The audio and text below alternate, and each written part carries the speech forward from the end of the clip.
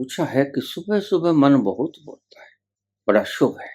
और जिस दिन गहर सुसुप्ति आई हो, नींद गहरी आई हो, उस दिन तो बहुत ज्यादा बोलता है और बड़ी देर तक बोलता है। क्या करे बाबा, कोई परेशानी का सबब नहीं। गहरी नींद में तुम्हारे अचेतन में से कूड़ा निकलता है, जो तुमने जागते वक्त इकट्ठा कर लिया, दबा लिया है, इसलिए एक स्थान पर बैठा हूं। अब तो 12वां वर्ष भी लगने को है। मैंने सुबह का सूरज कभी उगते नहीं देखा, मैंने सांझ का सूरज कभी ढलते नहीं देखा, मैंने अन्न का कभी दर्शन नहीं किया।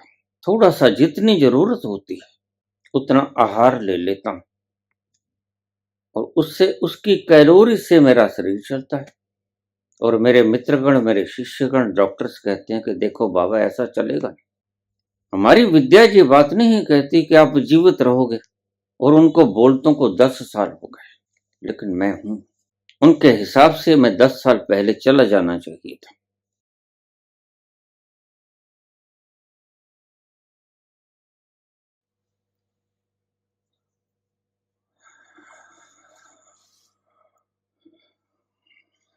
बाबा जी प्रणाम। जब मैं सुबह उठता हूं तो मन बड़ा तेजी से घूमता है, बोलता है।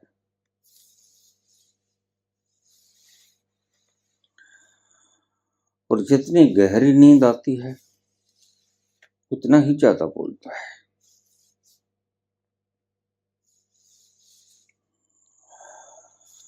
क्या उपाय है इसका? कुणाल,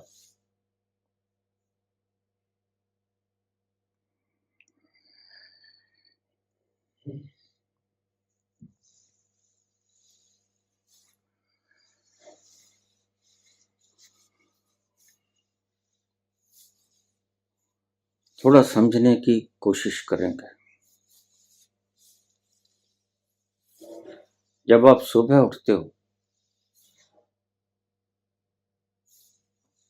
तो मन बड़ा बोलता है। क्यों बोलता है? आओ इस कड़ी को जोड़ें।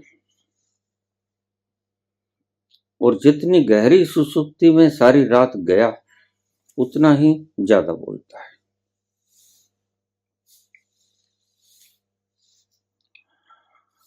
भूल जाते हो तुम। फार्मूला मैंने बहुत बार बताया है।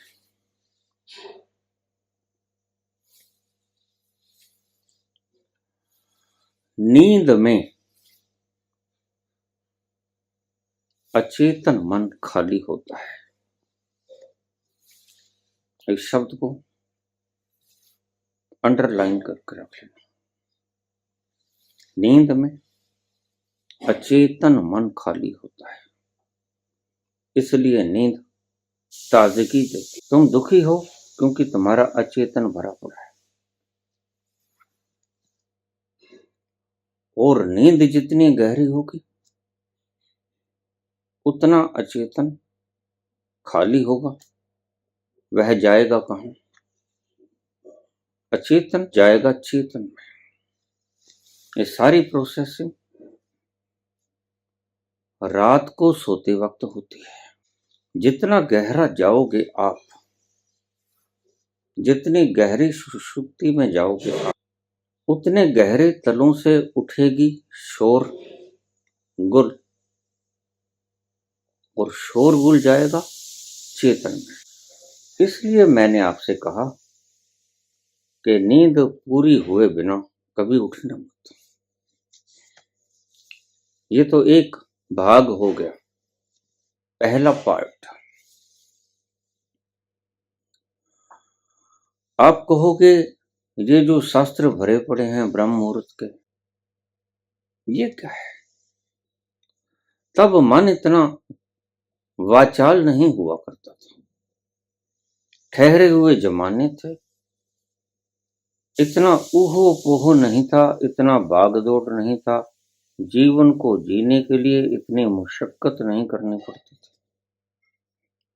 ठहरे ठहरे से जमाने थे, वस्तुएं कम थी, पदार्थों का लोभ कम था, डॉलरों की चमचमाहट नहीं थी। एक दृष्टि तब मानव पशुओं की तरह जरूरत का खाकर जी लेता था। आपने देखा,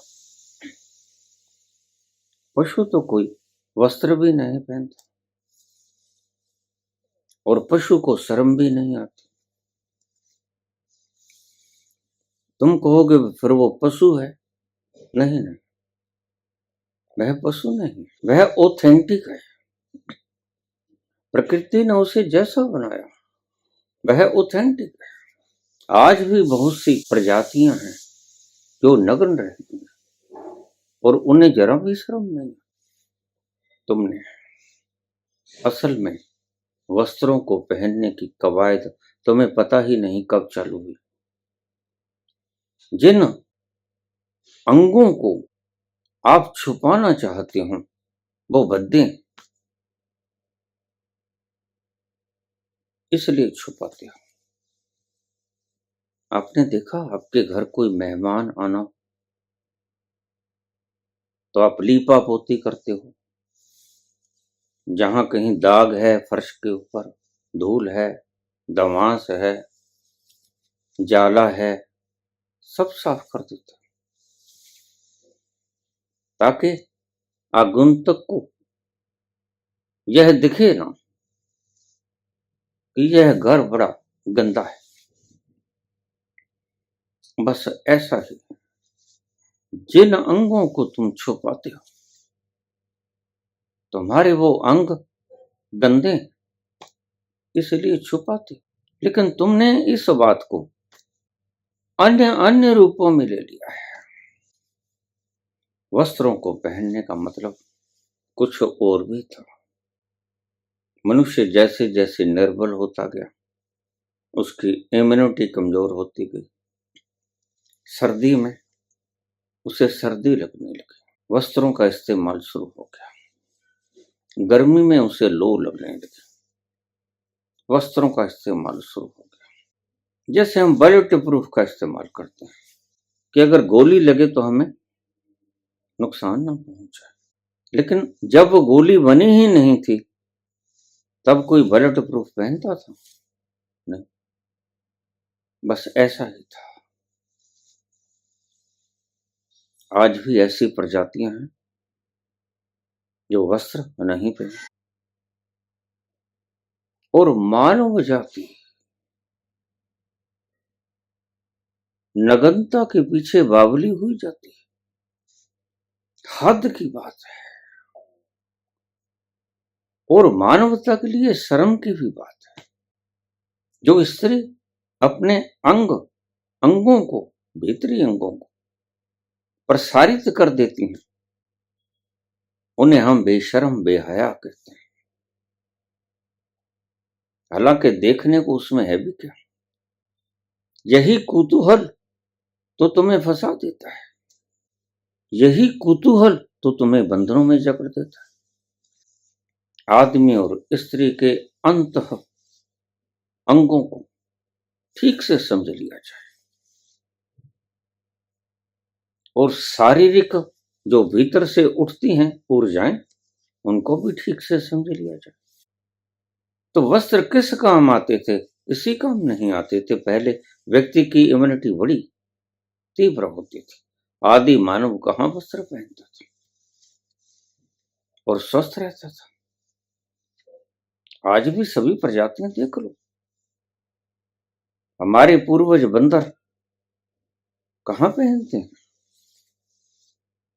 और अगर हम इन्हें आदत डाल देंगे वस्त्र पहनने की तो फिर इनकी इम्यूनिटी कमजोर हो जाएगी।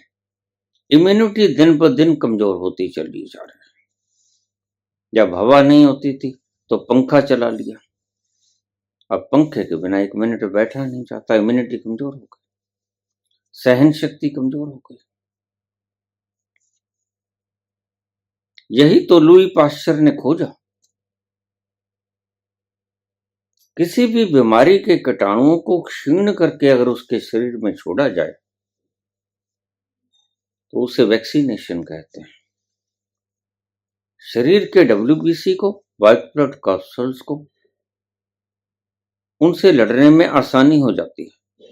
फिर अगर वो असली बैक्टीरियाज आएंगे तो हमारी इम्यूनिटी सिस्टम जो है, इम्यून सिस्टम, उसको मार गिराएगा।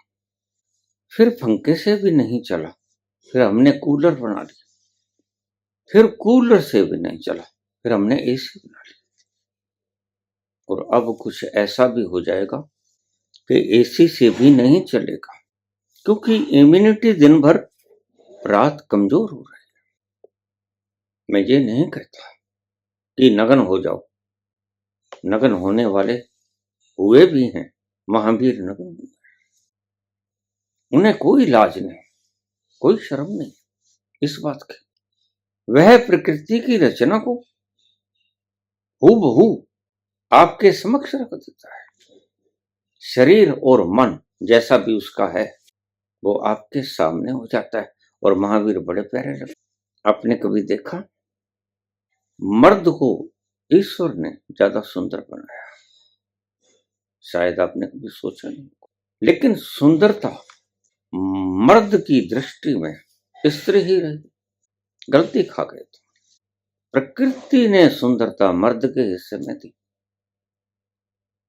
तुम देखना, मोर जिसके पंख होते हैं, जिसके कलगी होती है, वह मेल होता है, मर्द होता है, कितना सुंदर होता है। और मोरनी देखिए, कुरूप लगती है। ऐसे ही प्रत्येक जानवर और प्रत्येक मनुष्य तक, छोटा बच्चा अगर मेल है तो कितना सुंदर लगेगा, जरा देखना। फीमेल बच्ची को तो हम दिखलाना भी नहीं चाहते। यह एक कटु सत्य है। भगवान राम को, भगवान कृष्ण को बाल रूप में हम नग्न ही दिखाते हैं। भगवान महावीर को हम नग्न ही दिखाते हैं। वस्त्रों से शरीर को ढाक लेना सभ्यता ने हमें सिखाया, प्रकृति ने हमें नहीं सिखाया। आज भी प्रकृति में कितनी नस्लें हैं, कहां वस्त्र पहनती हैं, वैसे ही जीवन यापन करती हैं। और पशु की, मनुष्य से अतिरिक्त सभी की जरूरत कितनी है? सिर्फ खाना खा लेते हैं, पानी पी लेते हैं, जब नहाना हो नहर में डुबकी लगा लेते हैं, पंखों को जोड़ देते हैं, चल स्नान हो गया। एक मनुष्य ही ऐसा पागल है जो स्नान करके अपने आप को निर्मल समझ लेता है और समझ लेता है कि मैंने जो पाप किए वो पाप खत्म हो गए। गंगा गया गल मुक्ति नाही, पावे सो सो गोते लाइए। ये धारणा मनुष्य के पागलपन को दर्शाती है। हमने सत्य को कभी आंतरिक गहराइयों से जानना चाहा भी नहीं। हम इल्यूजन में ही जिए, इल्यूजन में ही मरे। मैं कहता हूं, तुम्हारा शास्त्र कुछ भी कहता रहे, तुम्हारे गुरु कुछ भी कहते रहे। जो गुरु कहे कि ब्रह्म मुहूर्त में जग जाना, उससे पहला सवाल पूछना कि ब्रह्म मुहूर्त में तुम जगे? हाँ जगा, 3:40 पे। तो क्या तुम पहुंचे? बस ईमानदारी से जवाब दे दो। जितने शास्त्र लिखे गए मूर्खों के द्वारा लिखे गए, और हम उन मूर्खों के द्वारा लिखे गए शास्त्रों का अनुकरण करते हैं। बस मैं तुम्हें ये कहता हूं कि जब तक तुम्हारे भीतर का ब्रह्म ना जगे, ब्रह्म मुहूर्त तुम्हारा नहीं हुआ। सभी के ब्रह्म मुहूर्त जुदा जुदा होते हैं। किसी का ब्रह्म मुहूर्त 2 बजे भी हो सकता है, बशर्ते कि उसकी नींद पूरी हो गई। किसी रोग या कष्ट के कारण उसकी नींद न खुली हो, ठीक से सोया हो और पूरा पूरा फ्रेश उठा हो, तो उसका मुहूर्त 2 बजे हो जाए तो कोई एतराज नहीं। मेरे जमाने में किसानों का ब्रह्म मुहूर्त 3 बजे हो जाया करता था, कईयों का 2 बजे हो जाया करता था, क्योंकि खाना खा के जब 6 बजे सो जाना है, 6 8 14 8 घंटे पर्याप्त नींद होती है, तो 2 बजे ब्रह्म मुहूर्त हो गया। मैं ये जानता हूं, जिस दिन मुझे संबोधि की घटना घटी, जिस किसान ने मुझे थपथपाया और मैं उस आनंद के अतिरेक से जागा, मुझे वो कहने लगा, क्या कर रहे हो भैया, ठंडक है, शरद पूर्णिमा के दिन अर्धरात्रि के बाद ठंडक हो जाती, ठंडक बहुत है, तुम यहां क्या कर रहे हो। 2 बज गए हैं और मैं धीरे धीरे जागृत हुआ। जिन ईंटों पे मेरे पांव थे, वहां से नीचे पांव रखा धरातल पर और अपने घर पे चल दिया। निश्चित ही उसकी नींद पूरी हो गई, निश्चित ही उसने अपने खेतों की वाही करनी और वह अपने बैलों को साथ लेके आ गया है। पहली बात, जब मैं कहता हूं ऐसे ही मत जाग जाना, प्रकृति मूर्ख नहीं है, प्रकृति का अलार्म है तुम्हारे जगने का, इस बात को ध्यान से समझ लेना। गर्मी में अलग सा अलार्म है और सर्दी में अलग सा अलार्म है। जब सूरज जग जाए तो प्रकृति कहती है अब तुम जाग जाओ, जब तक सूरज ना जगे तो प्रकृति तुम्हें नहीं कहती कि तुम जग जाओ, अभी अंधकार है।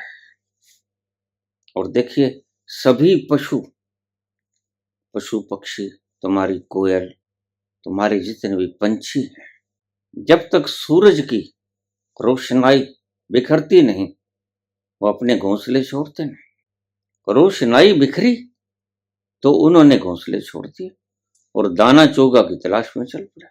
कोई पशु आपको 3 बजे चोगे की तलाश में फिरता हुआ दिखाई नहीं पड़ेगा, अकेला एक मनुष्य ही मूर्ख है।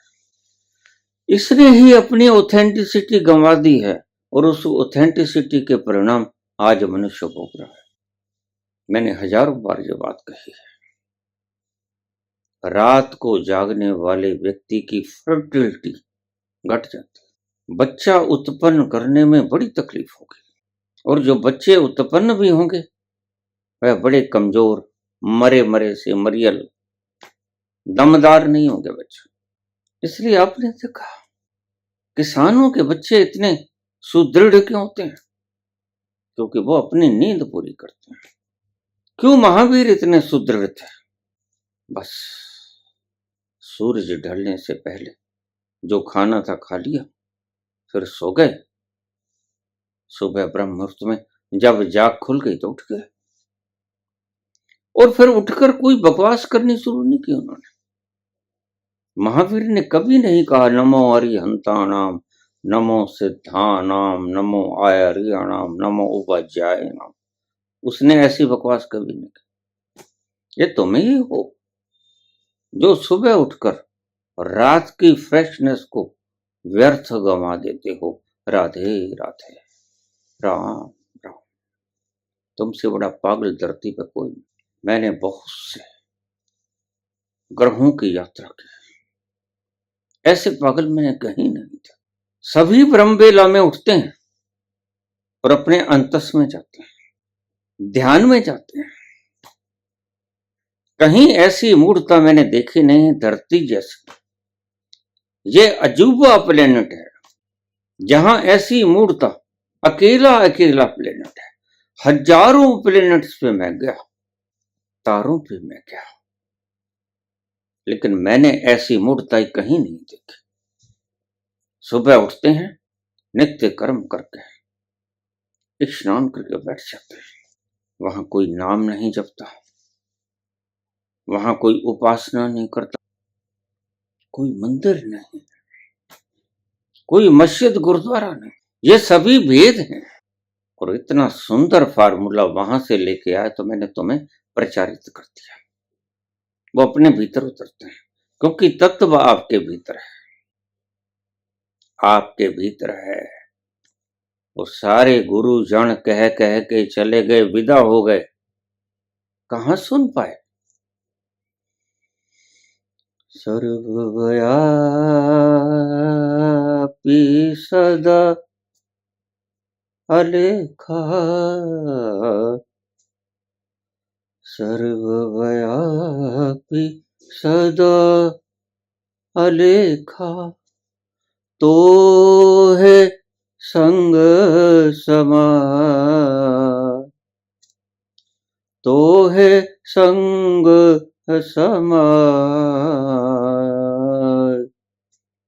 कहे रे बन खो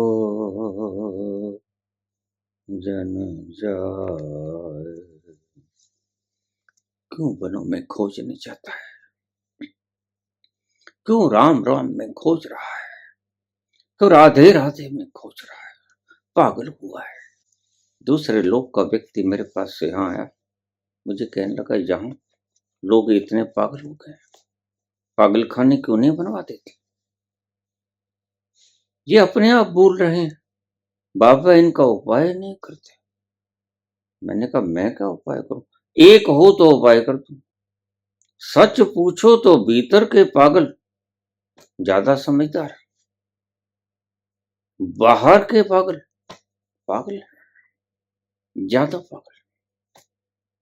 तुम कहते हो तुम्हारा मन बोलता है, इनको देखो, ये हर घड़ी हर पल बोलते ही रहते हैं। और जब ज्यादा पागल हो जाते हैं तो अपने आप सड़क पर जाते हुए बोलते हैं, इनके लब बोलते हैं। और जो और ज्यादा पागल हो जाते हैं वो बोलते बोलते इशारे भी करते हैं। मैंने ऐसे देखे जो अपने आप बोलते हैं, अपने आप इशारे करते हैं। मैं देखता हूं क्या हो गया है, ये ऐसा क्यों हाथ मार रहे हैं। ये पगला गए। राह जब गलत मिलेगा एक दिन तुम पागल हो ही जाओगे। एक दिन ये सारी धरती पागल होने को ही है, पागल होने के कगार पे ज्वालामुखी के ऊपर बैठी। इसलिए मैं तुमसे कहता हूं प्रकृति के हिसाब से चलो। अगर तुम प्रकृति के हिसाब से खाना पीना नहीं करोगे तो बीमार हो जाओगे, शरीर बीमार हो जाएगा। अगर तुम प्रकृति के हिसाब से सोओगे उठोगे बैठोगे नहीं तो पागल हो जाओगे। तुम्हारा दिमाग ठीक से काम नहीं करेगा। तुमने देखा जिस रात ठीक से नींद नहीं आई हो, दिन भर तुम इम्बैलेंस रहते हो, ठीक से सेट नहीं हो पाते, काम में मन नहीं लगता। इतनी सी नींद कम हुई और तुम सारे दिन इम्बैलेंस हो गए। तुमने इस बातों से कोई सबक नहीं सीखा। रात को आपने किसी ने 3 बजे जगा लिया, कोई घर में बीमार है, कोई तकलीफ हो गई, कोई बुरी खबर मिल गई तो आप जाग गए, तो आप दिन भर क्या करोगे, मरे मरे से रहोगे, उखड़े उखड़े से रहोगे। तुम ज्यादा गहरे ना जा पाओगे। इसलिए मैं तुमसे कहता हूं भरपूर नींद ले लेना और उसके बाद ध्यान में जाने में बड़ी आसानी होगी।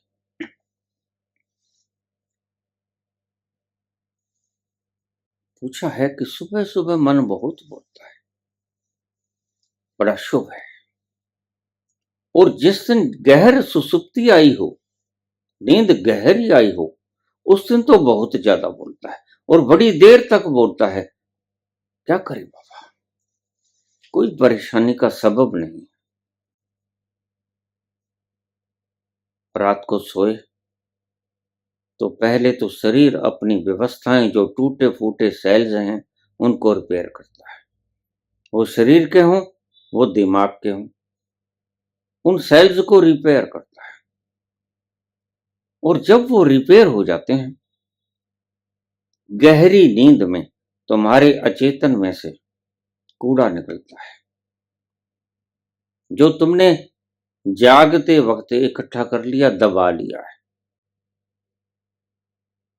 क्योंकि जागते वक्त तुम्हारे सामने हजार परेशानियां, कोई बड़े ओहदे का आदमी खड़ा है, कहीं दफ्तर में बैठे हो, बॉस ने कुछ कह दिया, कुछ काम की अधिकता हो गई, कुछ ग्राहक ने कुछ बोल दिया, तुम्हें गुस्सा आया, लेकिन गुस्सा तुम ग्राहक के सामने तो शायद प्रकट भी कर दो, लेकिन बॉस के सामने तो प्रकट नहीं कर पाओ, वो दबाना पड़ेगा। इसलिए हमारे बुजुर्ग कहा करते थे, गुस्सा बड़ा समझदार है। क्यों? क्योंकि हमेशा कमजोर पे आता है, बलवान पे गुस्सा कभी आता ही नहीं। आदमी स्त्री को पीट देता है क्योंकि कमजोर है, और स्त्री बच्चों को पीट देती है क्योंकि कमजोर है, और बच्चे खिलौनों को पीट देते हैं क्योंकि कमजोर है। सभी अपना गुस्सा निकाल लेते हैं।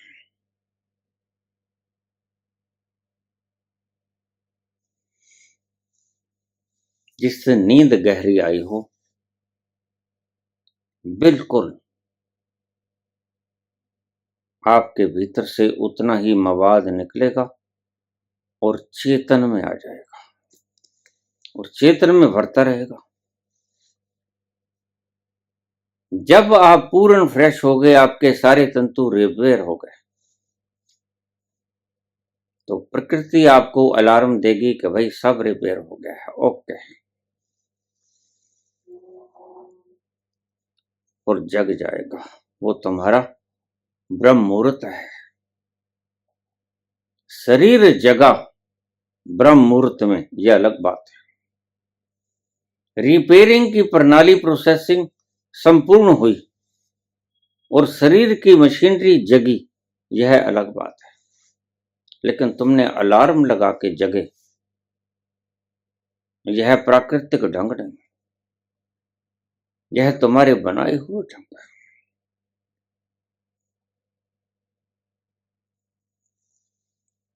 तो सुबह उठते हो, नींद पूरी होती है, इसलिए मैं तुमसे कहता हूं ब्रह्म मुहूर्त में कभी जागना ही मत। और ये शब्द मैंने सारी धरती को चुफेरे से देखकर, सभी स्टार्स को, सभी ग्रहों को, जहां जहां भी गया, मैंने ऐसा पागलपन कहीं जितना धरती पे है। ऐसा पागलपन कहीं भी नहीं है। धरती से सभी सियाने लोग हैं। मैंने वहां कोई नाम जपता नहीं देखा। हाँ, व्यायाम करते हैं, दौड़ लगाते हैं, आसन करते हैं, श्वास प्रक्रियाएं करते हैं, लेकिन नाम जप करते मैंने नहीं देखे। ना कोई मंदिर देखे, ना कोई मूर्तियां देखी, कुछ नहीं देखा। और वहीं से लेके आया हूं पैगाम, और अपने अनुभव में आजमाए हूं, और इन दोनों का मिलान करके आपसे बोले हूं कि आप रात की नींद को बिना मोल बेच मत देना। ये बिना मोल बेचना है, घाटा ही घाटा है, इसमें कोई फायदा नहीं।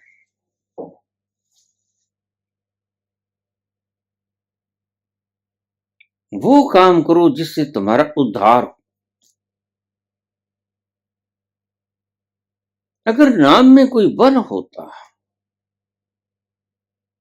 तो क्या मेरा भेजा खराब था? मैं आपसे कहता कि मत जाओ। मैं करुणावश बोल रहा हूं, और इन सभी चीजों को अपने परीक्षण की कसौटी पर खरा उतार के बोल रहा हूं।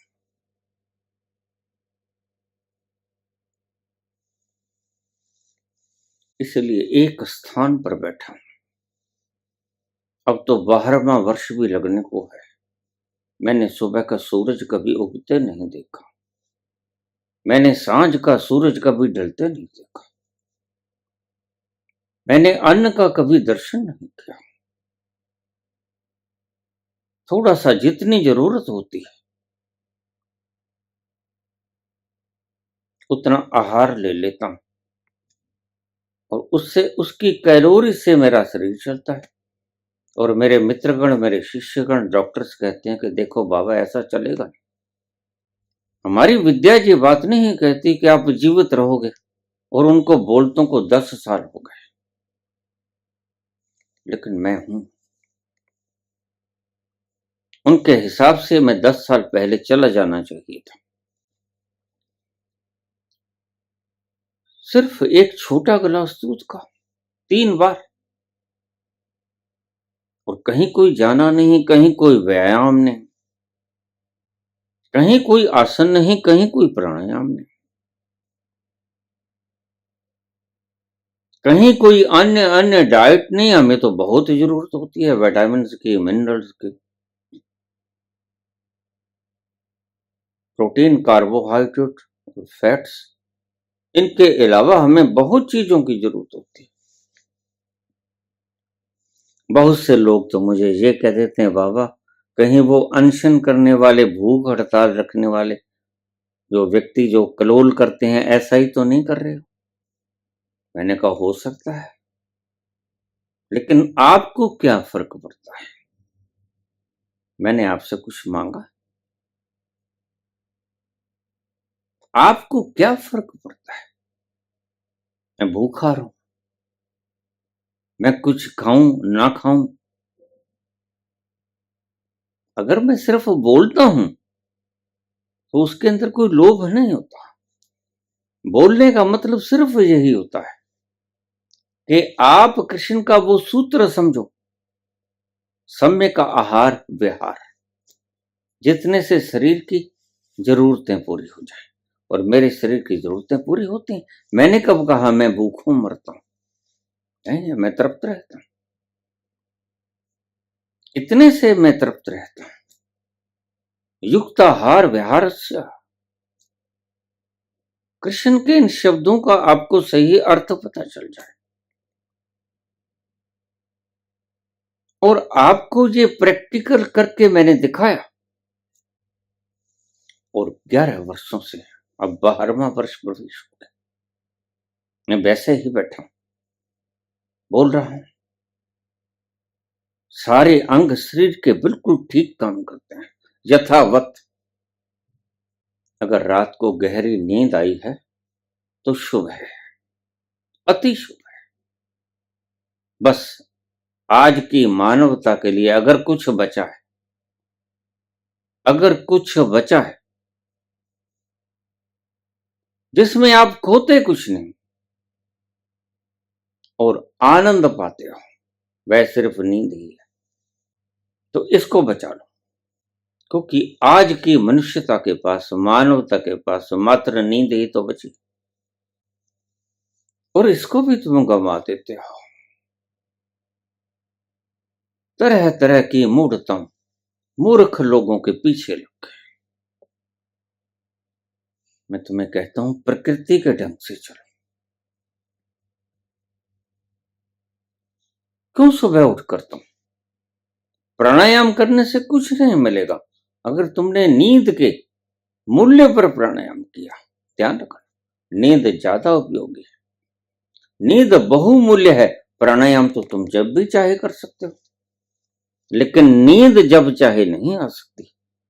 मेरे भाई बताया करते हैं कि अमेरिका की 90%, 80% आबादी आज नींद की गोलियां खा के सोती है, नींद नहीं आती। और नींद परमात्मा का तोहफा है, और अभी ये हिंदुस्तान की किस्मत में लिखा हुआ है, और तुम बड़े सौभाग्यशाली हो। इस सौभाग्य को निकलने मत देना, गंवा मत देना। मैं तुमसे बार बार कहता हूं, अन्यथा अगर तुम कहीं अमेरिका के स्थान पर आ गए तो बड़ी मुश्किल हो जाएगी। यह विश्व गुरु नींद के बल पर ही था। तुम सिर्फ कहानियां ही सुनते हो कि ब्रह्म मुहूर्त में ऋषि खड़े हो जाते थे। नहीं, ऋषि जगते थे जब उनकी नींद पूरी होती थी, तभी उनके लिए ब्रह्म मुहूर्त होता था। कहां अलार्म थे उनके पास? सिर्फ जगते थे, नींद पूरी हो जाती थी। तो रात को नींद में मैंने कहा तुम्हारा अचेतन खाली होता है और अचेतन में बहुत कुछ भरा पड़ा है। इच्छाएं हैं, वासनाएं हैं, समृद्धियां हैं, कल्पनाएं हैं। कल्पनाओं के महल हैं, गुजरी हुई बातें हैं, गुजरा हुआ जमाना है, उसके दुख दर्द और सुख भी हैं और आने वाली कल्पनाओं के झरोखे भी हैं कि ऐसा सुंदर सपना अपना जीवन होगा। ये कल्पनाएं भी है, ये सब तुम्हारे भीतर भरी पड़ी है, ये सब अचेतन के भीतर भरी पड़ी है। तुमने क्या किया वो सब भीतर फीड है। तुम कहोगे इतना कुछ कैसे फीड है भीतर? जैसे बीज के अंदर इतना वट वृक्ष फीड होता है नहीं होता है। अगर किसी दिन कोई प्रणाली ऐसी उत्पन्न हो गई कि बीज को मैग्नीफाई करके अरबों गुना खरबों गुना मैग्नीफाई करके देखा गया और उसकी तस्वीर उतार ली गई, तो जब वो वट वृक्ष बनेगा आप मिला के देख लेना, उसका एक एक पत्ता हूबहू वैसा ही होगा जैसा उस बीज को मैग्नीफाई करके तस्वीर खींची गई थी। बच्चा जब ठहरता है गर्भ, ये मूर्ख लोग कह देते हैं,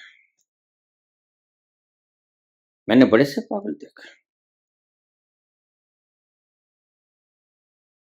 एक 3 महीने की स्त्री गर्भवती मेरे पास है, बाबा मैं पुत्र चाहती हूँ, मेरे 4 बेटियां हैं। मैंने कहा देखो अब तुम क्या चाहो क्या ना चाहो, कुछ नहीं हो सकता। गर्भ ठहरने से पहले कुछ हो सकता है, ऐसी स्थितियां हैं, ऐसी चीजें हैं, उपाय ढंग है, ऐसे वक्त हैं गर्भाधारण के जब सिर्फ आपके पुत्र ही होगा, पुत्री नहीं होगी। लेकिन अब कोई फायदा नहीं। तो बाबा फला संत कहते हैं कि मैं पुत्र बना दूंगा, अगर पुत्री भी हुई तो। मैंने कहा उसका बाप भी नहीं बना सकेगा। आधुनिक साइंस से पूछो, जो एक्स और वाई क्रोमोसोम्स की सेपरेशन करता है, पहले दिन ही गर्भ निर्धारण हो जाता है। अगर एक्स वाई से मिल गया तो फिर लड़का, और अगर एक्स एक्स से मिल गया तो फिर लड़की, बेबी गर्ल या बेबी बॉय। पहले क्षण में यह निर्धारित हो जाता है और तुम 3 महीने बाद पूछने आए हो। और यहां बड़े पागल हैं जो 3 महीने बाद दवाई देते हैं। ऐसा हो नहीं सकता, it is impossible in scientific vision, ये हो ही नहीं सकता। पहले ही दिन निर्धारण हो जाता है कि एक्स एक्स से मिला स्त्री का या एक्स पुरुष के वाई से मिला, बस वहीं आपको पता चल गया। और जिस दिन साइंस बहुत तरक्की कर गई उस दिन आप पहले दिन के बच्चे की वो सारा ब्लूप्रिंट उसके भीतर है, तस्वीर को खरबों गुना मैग्नीफाई करके रख लेना। और फिर ये बच्चा जब जवान हो, अपनी उम्र में आए, तब उसको मिलान करके देख लेना, एक मूछ के बाल का भी फर्क पड़ गया तो आप देख लेना, जरा भी फर्क नहीं पड़ेगा। All the events are predetermined. बस तुम्हें पता नहीं होता है, क्योंकि वो बीज रूप में पड़ी होती है, बीज रूप में पड़ी होती है, और तुम कहते हो कि नहीं, जो दिखता नहीं वो है नहीं। लेकिन ये तर्क बड़ा पुराना हो गया। ये तर्क उस वक्त था जब चारवाक थे, ये तर्क उस वक्त था जब मार्कस थे, जब नीत्शे थे, तब उस वक्त ये तर्क काम कर जाता था। आज ये तर्क काम नहीं करेगा, और बहुत सी चीजें तो आज भी पकड़ी नहीं जा सकती। तुम कहते हो मुझे तुमसे बहुत प्रेम है, पकड़ के दिखाओ इस प्रेम को। तुम कहते हो मुझे बहुत घृणा है इस आदमी से, इस घृणा को पकड़ के दिखाओ। तुम कहते हो मेरे दर्द हो रहा है, इस दर्द को पकड़ के दिखाओ। तुम कहते हो मुझे बहुत दुख हुआ, इस दुख को पकड़ के दिखाओ। तुम कहते हो मैं बड़ा प्रसन्न हूं, इस प्रसन्नता को पकड़ के दिखाओ। प्रसन्नता की अभिव्यक्ति तो हो सकती है, तुम नाचोगे, कूदोगे, अलग से व्यवहार करोगे। सैडेशन की भी अभिव्यक्ति हो सकती है, मुंह लटकाए बैठ जाओगे। लेकिन प्रसन्नता को निकाल के दिखा नहीं सकोगे किसी को कि ये रही प्रसन्नता, ये रहा दुख, ये रहा शोक, ये रहा धैर्य, नहीं दिखला सकोगे।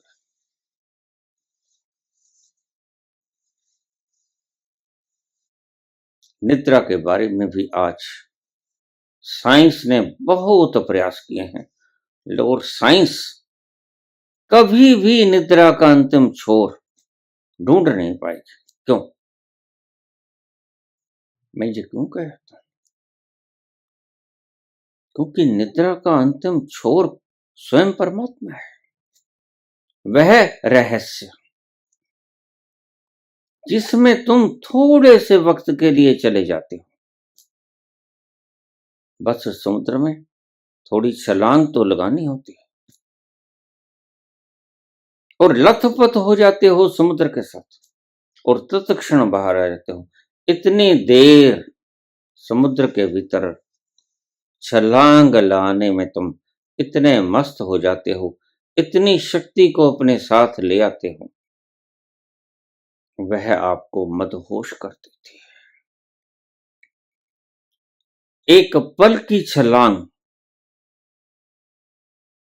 उस वृहद रहस्य में, बस जब तुम वो छलांग लगा के बाहर आते हो तो उस रस से ओतप्रोत होते हो, लिबड़े होते हो सारे, जैसे कीचड़ में हीरा लिबड़ गया हो, और वह रस आपके साथ रहता है, और वह दिन भर आपको बड़ा प्रसन्न रखता है। यही नींद में होता है। नींद में तुम थोड़ी देर के लिए उसमें छलांग लगाते हो, और वह बड़ा कम वक्त होता है। मैं नींद की बात कर रहा हूं। समाधि में तो आप उसमें डूबे ही रहते हो। नींद में बस थोड़ी सी छलांग लगाई, लेबड़े, लथपथ हुए और बाहर आए। इतने से ही मदहोशी सारे दिन छाई रहती। तो उनका क्या होगा जो उस तल पर जाकर उस रहस्य के भीतर ही बैठ जाते हैं, जिसे कृष्ण ने कहा तू स्थिति प्रज्ञ हो जा,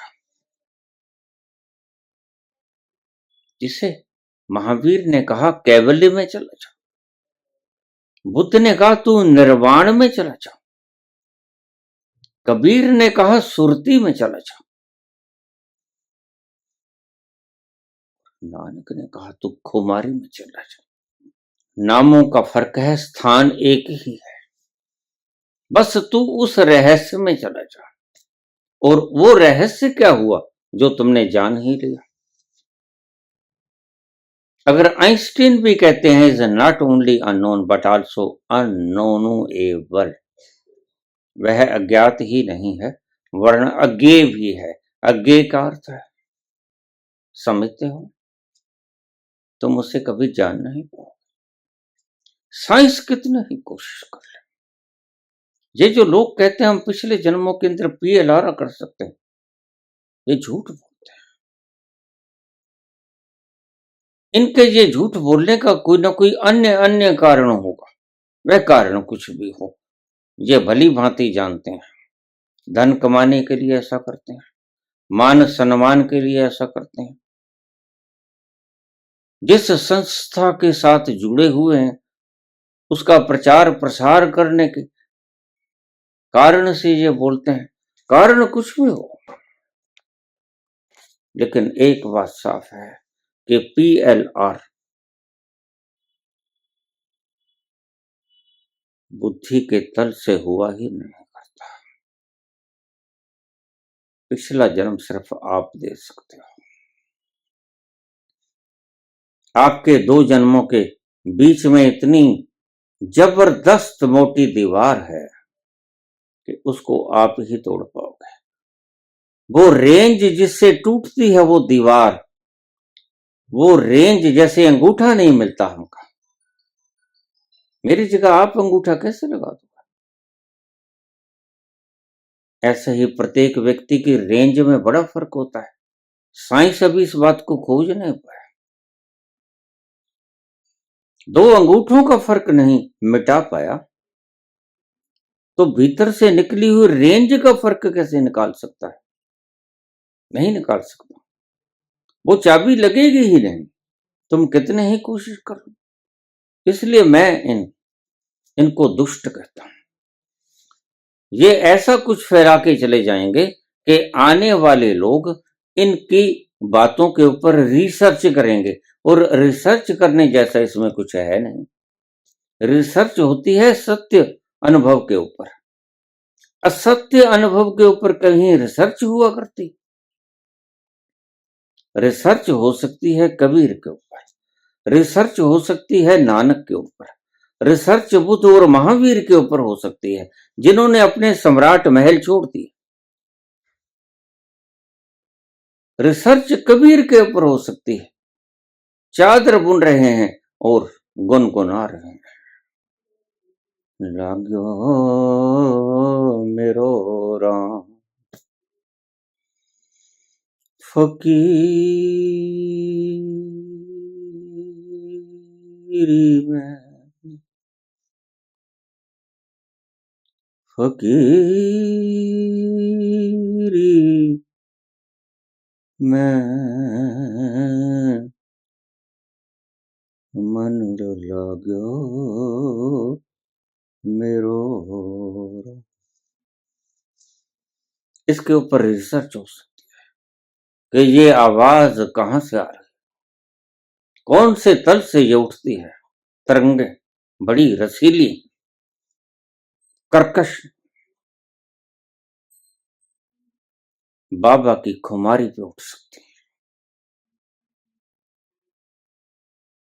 बुद्ध के निर्वाण पे उठ सकती है, महावीर के कैवल्य पे उठ सकती हैं। ये रिसर्चेस की जा सकती हैं। लेकिन इस PLR के ऊपर क्या रिसर्च करोगे? ये झूठ है। झूठों के ऊपर कभी कोई रिसर्च होती है? बस आने वाली पीढ़ियों के लिए समय की व्यर्थ बर्बादी का ये कारण छोड़ चले हैं। खुद मर जाएंगे, चले जाएंगे इस जहान से, और एक नरक यहां छोड़ जाएंगे, जलता हुआ नरक। इसलिए मैं आपसे कहता हूं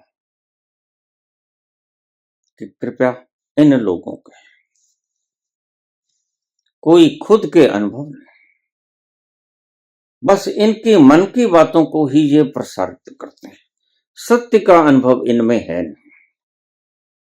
एक स्त्री बोल रही थी पिछले दिनों में, एक क्लिप भेजा किसी मित्र ने, कभी कभी भेज दिया करते हैं, तो मैंने वो क्लिप देखा। बोल रही थी वो कि मैंने मरकर क्या देखा, कहीं गलती से श्वास रुकी हुई लगती है, रुकती है नहीं। डॉक्टर उसको देखेगा, डॉक्टर को भी लगेगा जैसे इसकी पल्स नहीं है, जैसे इसकी हार्ट बीट नहीं, लेकिन डॉक्टर गलती खा जाएगा। खून चल रहा होगा साधारण फलों से। जब व्यक्ति परम रेस्ट में होता है तो ऐसा वक्त आ जाता है, लेकिन खून तो हिलता है। खून तो अपनी सभी जगह शरीर के प्रत्येक अंग में जाता है, शोर नहीं मचाता। हृदय शोरगुल नहीं मचाता पंपिंग का। खून सहज प्रवाह से चलता है, सारे अंगों तक चलता है, और फेफड़े भी शोर नहीं करते। बहुत थोड़े से श्वास की जरूरत पड़ती है जिसका शोर नहीं होता, वो सविकल्प समाधि होती है। लेकिन डॉक्टर उसको खोज लेंगे। डॉक्टरों ने ऐसे इजाद कर लिए हैं, उनकी स्क्रीन बता देगी कि कहीं कोई थोड़ी हलचल है। अगर हलचल है तो वह व्यक्ति जीवित है। वह व्यक्ति ने शरीर छोड़ा नहीं। शरीर छोड़ा नहीं।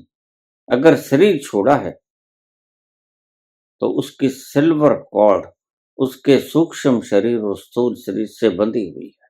इस बात को थोड़ा सा गहराई से समझ लेना। आज बहुत सी एक पूरी की पूरी संस्थान इस मूढ़ता के अंदर तालियां बजा रही है, नाम गुण गा रही है। वापस आएंगे? नहीं आएंगे।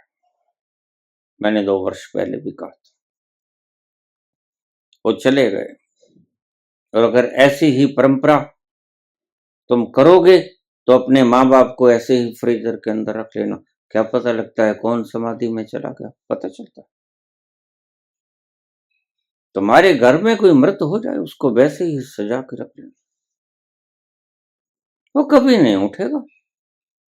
मैंने 2 वर्ष पहले भी बोला था, अब फिर बोला। Is date. कोई समाधि वगैरह नहीं। मुझसे मिले हैं आशुतोष, मुझसे प्रार्थना की है उन्होंने, आप कुछ कीजिए।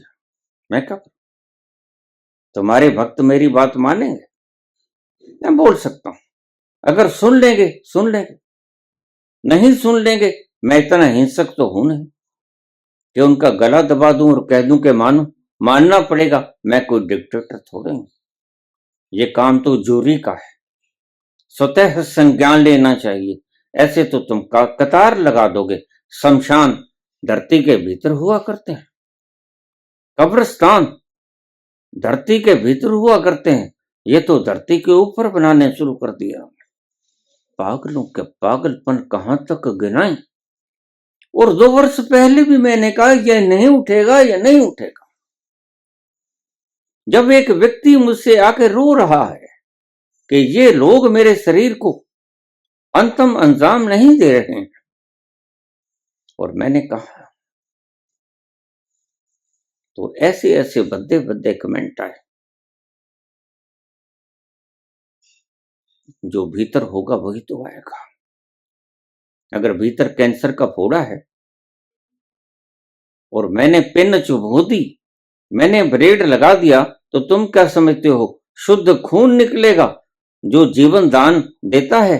नहीं, मवाद निकली, दुर्गंध निकली, और उस दुर्गंध को उन्होंने फेंक दिया। ये बात अलग है कि उस दुर्गंध को मैं स्वीकार नहीं करता, लेकिन इतना कचरा फेंका गया। और फिर 2 वर्ष बाद अब भी तो पड़े हैं, कहां आ गए? और तुम देखते चले जाओ, क्योंकि तुम बेसिक कारणों को समझते नहीं। और जो व्यक्ति बेसिक अल्फाबेट को समझता नहीं, वह पूरे वाक्य को कैसे समझ लेगा? वह पूरी किताब को कैसे पढ़ लेगा? जिसको बेसिक अल्फाबेट का अभी ज्ञान ही नहीं हुआ।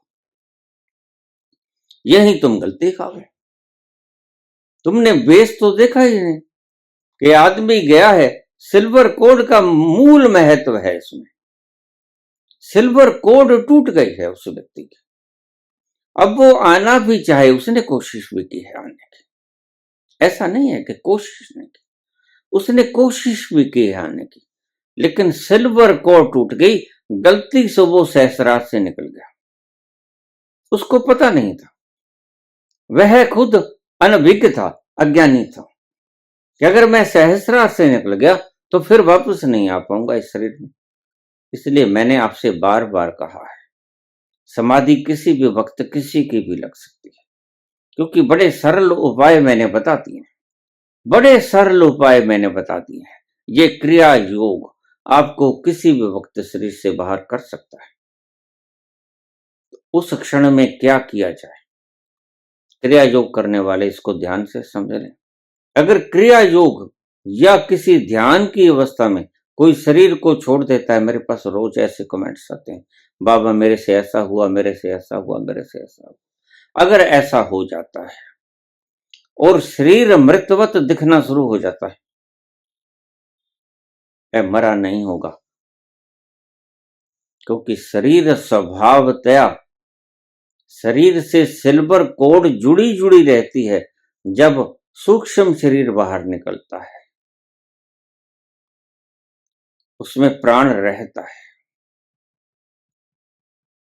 ब्लड फ्लो इतना स्लो होता है, वो शोर नहीं करता, लेकिन वो जीवन होता है,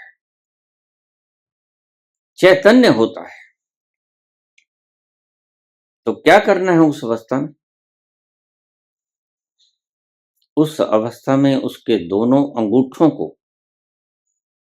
अपोजिट सेक्स, अगर आदमी शरीर से बाहर हो गया है तो स्त्री आए और दोनों अंगूठों को अपने दोनों इन से ऐसे छू ले, दोनों अंगूठों को, अंगूठे दोनों को ऐसे छू, जैसे दोनों अंगूठों को आप छुओगे, अपोजिट सेक्स, अगर आदमी शरीर से बाहर गया है तो स्त्री छुए, अगर स्त्री शरीर से बाहर गई है तो आदमी छुए, तत्क्षण वो व्यक्ति वापस आ जाएगा, तत्क्षण। यह आपको एक उपाय बताया है, सर्वकालिक उपाय, योगी जन इसका उपयोग सदा से करते रहे। इसलिए आपको ध्यान होगा, आपको सिर्फ बाहरी चीजों का तो पता है, लेकिन भीतरी ज्ञान का आपको पता नहीं। हम मुर्दे के दोनों अंगूठे बांध देते हैं, क्यों बांध देते हैं? कभी सोचा? मुर्दे के अंगूठे हम क्यों बांध देते हैं? उसका कारण था, अगर ये कहीं समाधि में गया हो, शरीर को छोड़ के गया हो, सिल्वर कोड इसके साथ जुड़ी है, तो जो घर के परिवार के लोग थे वो उसे अंतिम प्रणाम करते थे, और अंतिम प्रणाम करते हुए क्या करते थे? परिक्रमा करके उसके पांव को छूते थे। बस यही था असली मतलब परिक्रमा का। हम मटका फोड़ते थे, शायद इसकी आवाज से, खटके से गया हुआ व्यक्ति वापस आ जाए। बहुत सी क्रियाएं सनातन ने खोजी थी और ये क्रिया भी खोजी थी। जब व्यक्ति को घर से उठाया जाता तो उस घर के प्रत्येक आदमी या स्त्री परिक्रमा करते और उसके पांव के अंगूठों को छूते।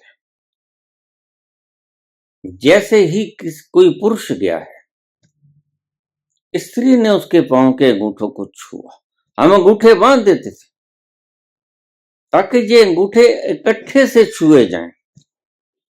एक हाथ से तो कोई प्रणाम भी नहीं करता,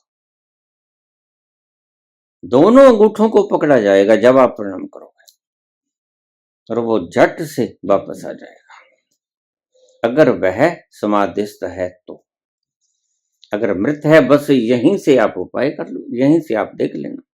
ये परीक्षा की सबसे श्रेष्ठ विधि, आपको आज तक शायद पता नहीं होगा ये अंगूठों को बांधते क्यों है, ये कारण।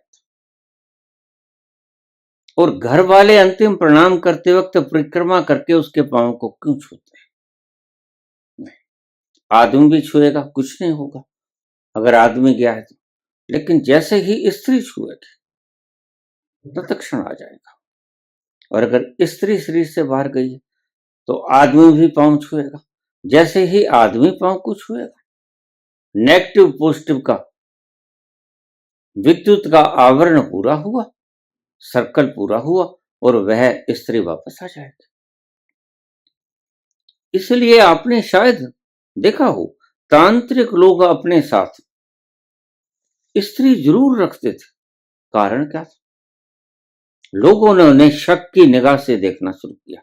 वो बड़े गहरे प्रयोग कर रहे थे। स्त्री को साथ रखना उन लम्हों में बड़ा कारगर होता है जिस लम्हों में वो तो अक्सर शरीर से बाहर होते ही रहते हैं। उनका तो काम ही है। जब भी कभी शरीर से बाहर हो गए, और एक बात को ध्यान में रखना, शरीर की हमारी संरचना इस ढंग से प्रकृति ने बनाई है कि कोई भी व्यक्ति अधिकतम 72 घंटे के लिए या उससे भी ज्यादा, अगर पूर्ण पुरुष है पूर्ण, तो 96 घंटे यानी 4 दिन 4 रात। अगर कोई व्यक्ति 24 घंटे में भी वापस नहीं आया, 48 में भी वापस नहीं आया, तो 72 घंटों में अवश्य ही वापस आ जाएगा। ऐसा ही शिरडी के साईं बाबा के साथ हुआ। साईं बाबा कह के गए थे, अगर मैं 72 घंटे तक वापस ना आऊं तो इस शरीर को आप अंतिम संस्कार कर दें। लेकिन वो 72 घंटे के भीतर आ गए। योगी थे, जानते थे। लोग उन्हें आज गालियां निकालते हैं। खैर, वो राजनीतिक लोग हैं।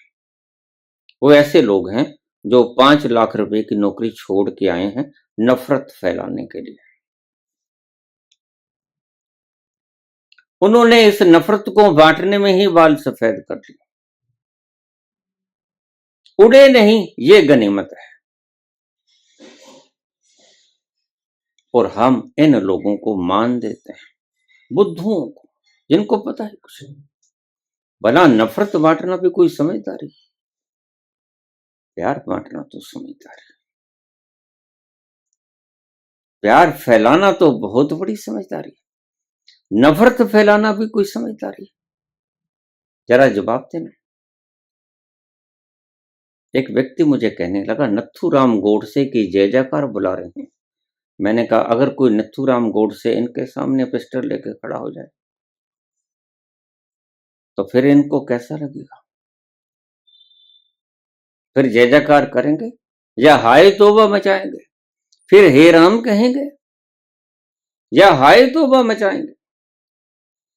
क्या तुम ऐसा ही समाज निर्मित करना चाहते हो, जहां हत्यारों के गलों में फूल मालाएं डाली जाएं, यहां हत्यारों के मंदिर बनाए जाएं? क्या तुम ऐसे समाज का सृजन करना चाहते हो? अगर करना चाहते हो तो ऐसा ही बन जाएगा बच्चों। क्योंकि जैसा तुम्हारा सोच होगा वैसा ही समाज बन जाएगा, निर्मित होगा। तुम्हारी सोच ही बनाएगी समाज को।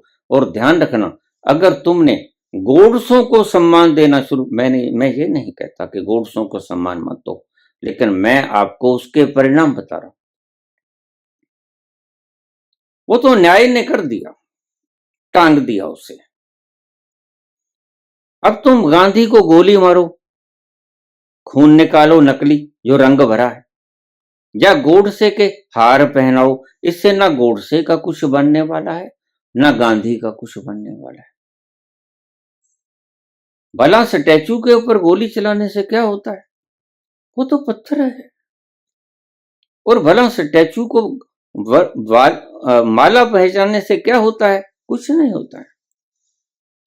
वो सिर्फ तुम अपनी मूढ़ता का परिचय दे रहे हो। और अगर तुम्हारी ये मंशा है कि हमारे समाज में गोडसे जैसे लोग उत्पन्न हों, तो हो जाएंगे।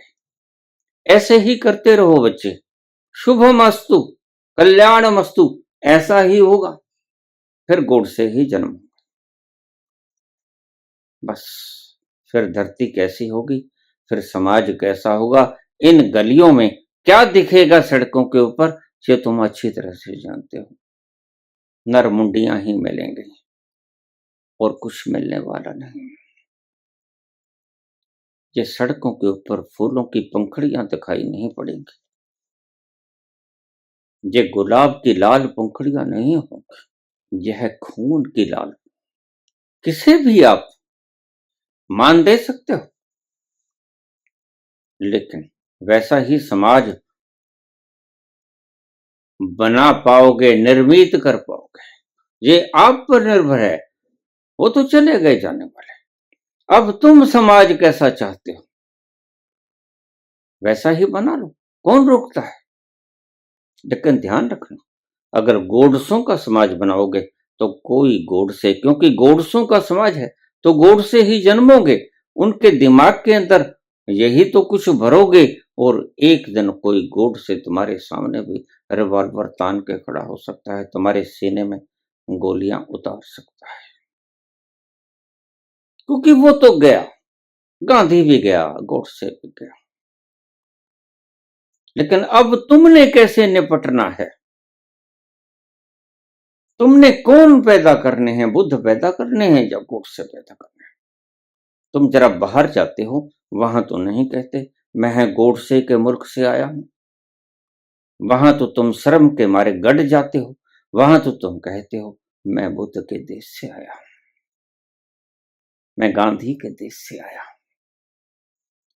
जरा कह के देखो मैं गोडसे के देश से आया हूं, देखो कितनी चपतें पड़ती हैं मुंह में।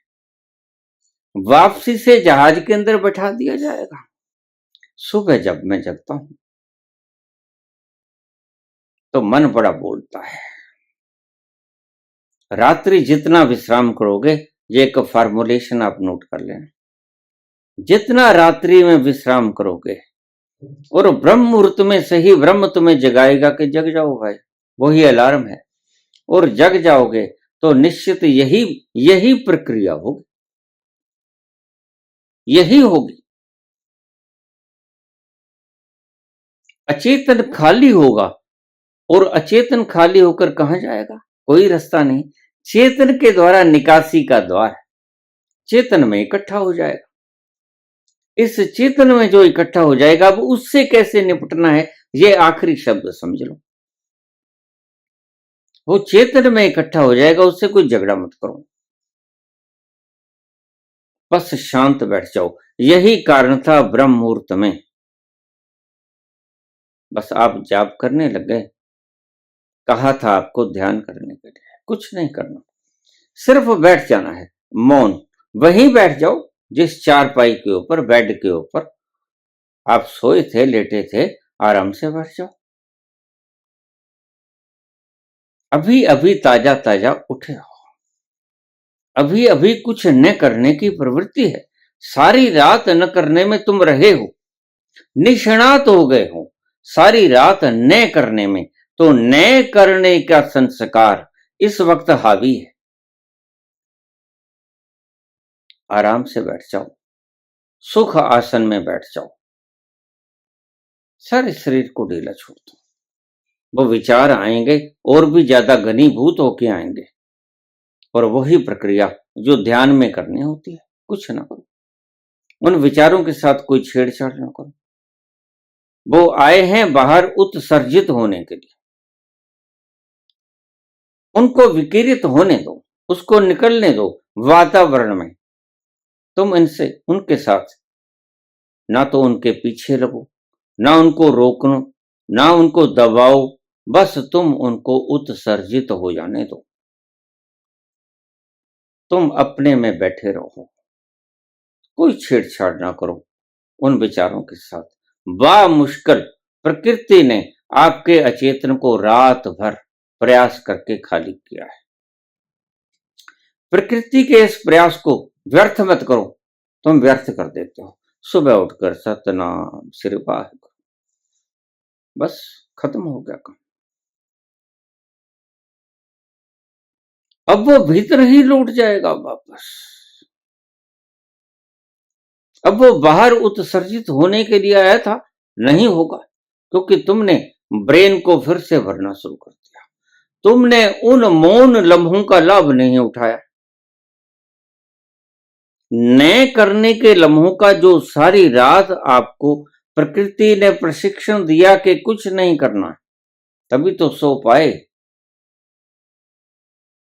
और अभी नए करने की व्यवस्था संस्कारित आपकी परिपूर्ण रूप से आपके अंग अंग में विद्यमान है। तो नए करने का संस्कार हावी है, तो आराम से बैठो, वो ही है ध्यान का सही वक्त। ये कहा था ऋषियों ने, ये कहा था कि ब्रह्म मुहूर्त में उठ जाना और सबसे पहले क्या करना, प्रभु स्मरण करना। वो स्मरण को आपने बिगाड़ दिया, तुम नाम स्मरण करने लगे। उन्होंने स्वयं को स्मरण करने के लिए कहा था, और स्वयं स्मरण कैसे होगा, बस छोड़ दो अपने आप को, अपने भीतर उतरना शुरू हो जाओगे। निद्रा में तो आप मूर्छित मूर्छित अपने आप तक पहुंचे, अब ध्यान में आप जगह जगह से अपने पास पहुंचे, और हो सकता है बुद्ध की तरह क्रांति घटित हो जाए। बुद्ध बड़े फ्रेश उठे थे, भोर का डूबता हुआ आखिरी तारा शुक्र देखा, फ्रेश थे, और बस बस इतनी सी बात। लाओ से झरते हुए पतझड़ के पत्ते को उतने शोर से ही पहुंच जाते हैं, बस तब तो एक छोटी सी कोई भी प्रक्रिया आपको एनलाइटेंड कर सकती है। बड़े उस वक्त आप सेंसिटिव होते हो, सेंसेशन के अंतरिम छोर पे होते हो सुबह सुबह, इसलिए वो वक्त कीमती है।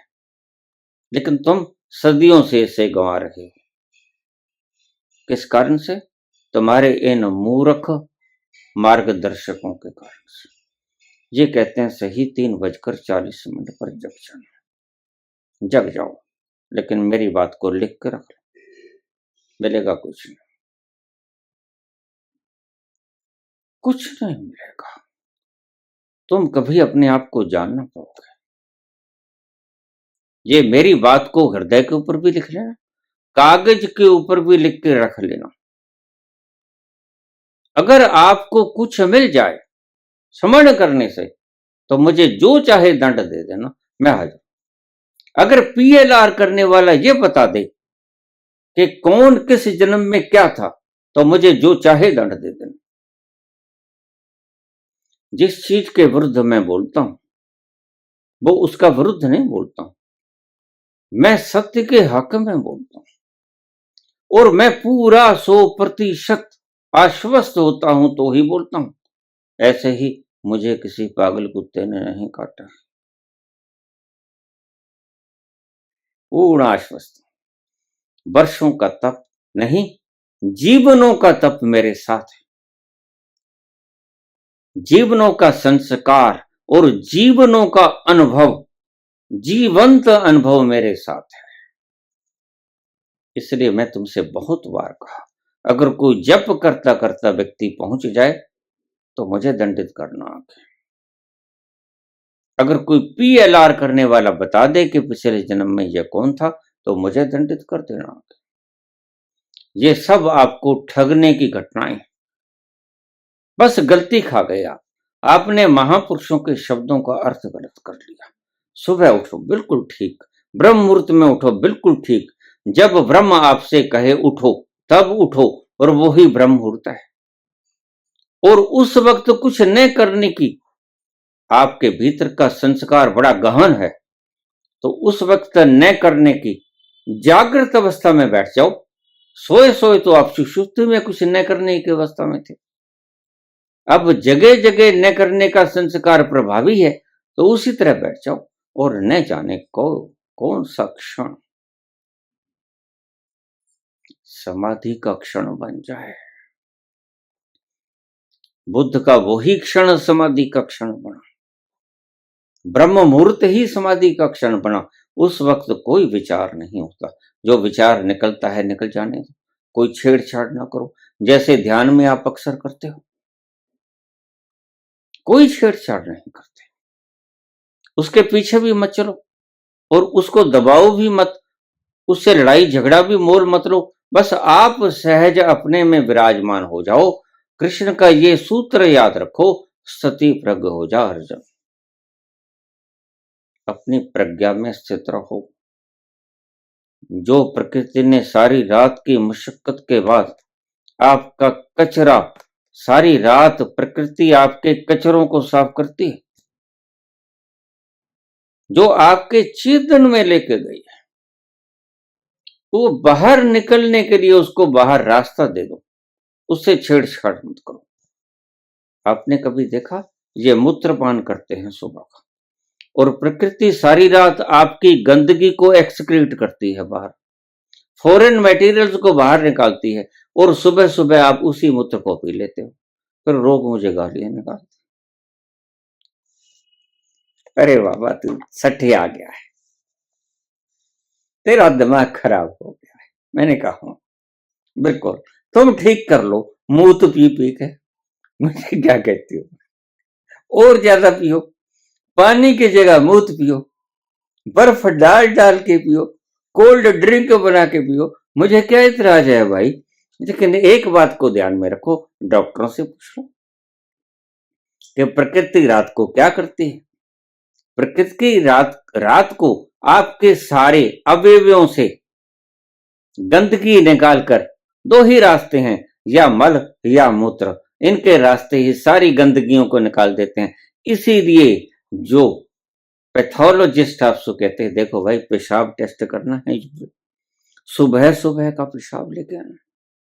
कारण कारण यही, रात जो प्रकृति ने धोया आपको, उसमें आपके रोग भी थे, वो सब बता देगा। इतना पस निकला, इतना ब्लड सेल्स निकला, इतना ये निकला, इतना ये निकला, इतना कैरेटन निकला, इतना सब बता देगा वो। और अगर आप ताजा पेशाब लेके जाओगे तो कुछ नहीं आएगा। रात प्रकृति ने बड़ी मुशक्कत की, आपकी सारी गंदगी उसने पेशाब के जरिए निकाल दी। मुझे लोग कहते हैं मोरारजी देसाई 100 साल तक जिए, अपना मूत पीते थे। मैंने कहा बिल्कुल, 125 साल तक जीते अगर मूत ना पीते तो। किसी व्यक्ति की शरीर की बनावट ऐसी होती है, उसने अपने स्वाभाविक उम्र को कम कर लिया मूत पी पी के। आप भी कम कर सकते हैं। धन्यवाद।